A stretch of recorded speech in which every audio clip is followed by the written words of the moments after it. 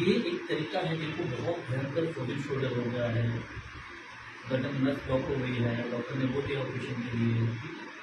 Operation करवाने से भी कोई फायदा तो है नहीं, आप देखिए यहाँ पर ऑपरेशन करवाते हैं बहुत बड़ा पैक लगा हुआ है, मैंने देखा है, तो इसलिए कोई फायदा तो है नहीं।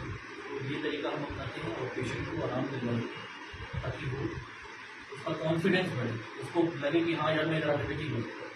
एक बार फिर से पकड़ें, आपको ऊपर रखो, बिल्कुल आराम से, जल्दबाजी मत करो। हाँ,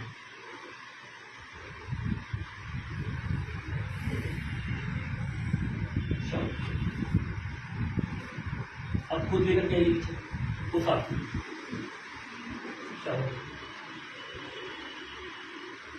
बहुत